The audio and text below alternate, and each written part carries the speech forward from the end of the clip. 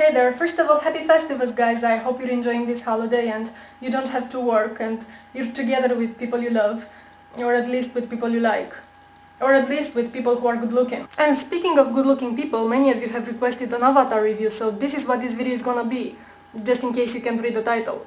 Which is perfectly understandable, you are good looking people, you don't need to read. Alright, so Avatar.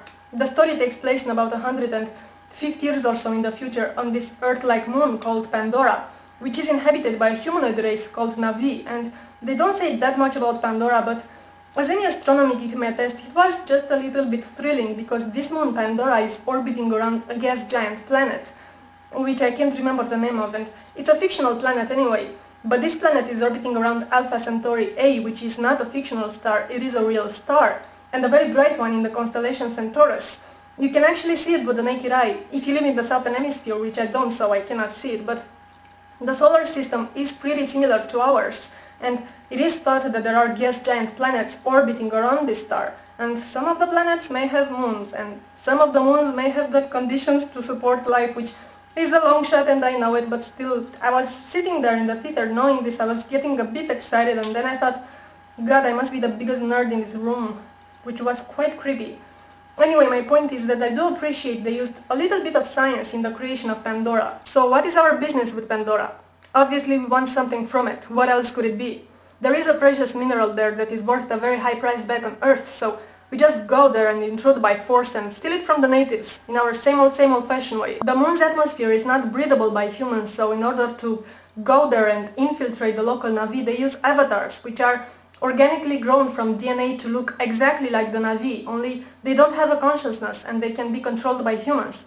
Basically they go into the avatar's body so they can go on Pandora and mix with the locals. So we have the main character, Jake Sully, who is a marine, and his motivation for going on Pandora is that he wants his legs back, as he is in a wheelchair and needs money to stop being in a wheelchair. The person who was supposed to go there in the first place was his twin brother, who was a scientist working on the Avatar program.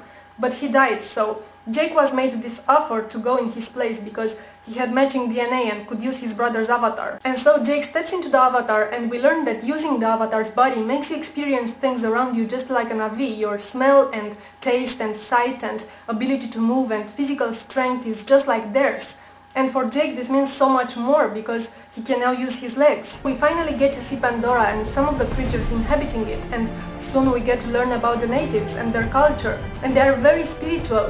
In fact, Pandora itself revolves around spirituality. Every living thing on the Pandora was thought to have a soul and a connection with all the other living things on it. And you may be curious how I, as an atheist, felt about all this. Well, I loved it. I don't have to believe in stuff to be able to enjoy fiction. I do enjoy movies about vampires and ghosts and demons, and I don't believe in none of that. And I did like how the Na'vi interacted with their deity, how they lived their lives respecting and trying not to hurt the other creatures and the nature around them.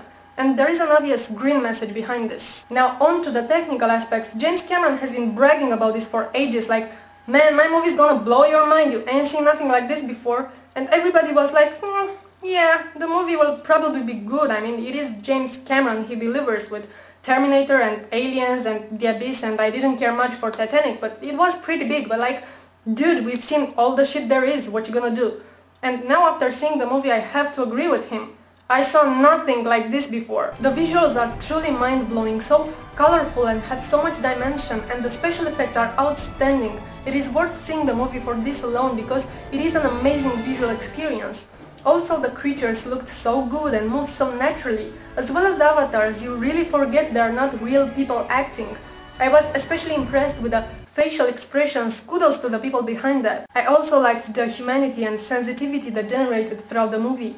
The Na'vi people each have their own individuality and you grow to care about them. I also liked the complexity of Pandora and the secret behind it, and I appreciated the details in making the creatures, from the dragon-like sky horses that only one Na'vi can ride for their entire life, to the jellyfish looking like flying things that are supposed to be the purest souls of the forest. I literally enjoyed every minute of the movie. Now there are some downsides to it, 3 to be more precise, at least as far as I'm concerned. In the first place, the dialogues, even though often humorous, they were kind of flat.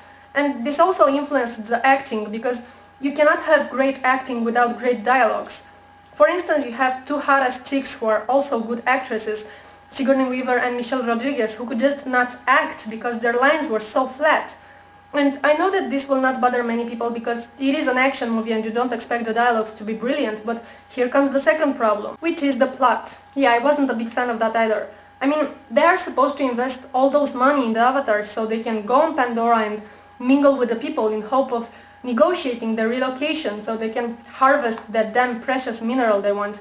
And all those months of training and earning their trust and becoming one of them to just result in telling them, hey, y'all need to relocate, if you don't we'll blow you up. To me it just doesn't seem realistic. It doesn't justify all the money and time they invested in the avatars. And the third thing that in my opinion wasn't that good about the movie is that the story is pretty predictable. I mean, you know what's gonna happen. You know they're gonna fall in love, you know he's gonna bond with the locals and take their side, you know there's gonna be a war, and I think many of you during the movie were like, I bet he's gonna end up riding that thing. I bet that this is how the movie will end. It's just that in terms of surprises, the movie is wah wah. And also as a personal thing, this idea of a savage, peaceful society living in perfect harmony with nature, it doesn't work for me. It's too much of an utopia. But again, overall I think this is an amazing film and a great cinematographic experience. I would definitely recommend that. I will probably watch it again, and I appreciate the very clear anti-war and green message behind it. This is it for Avatar. Please let me know what you thought about the film and what other movies you would like me to review next. Because you know I cannot turn down good-looking people. That didn't sound right.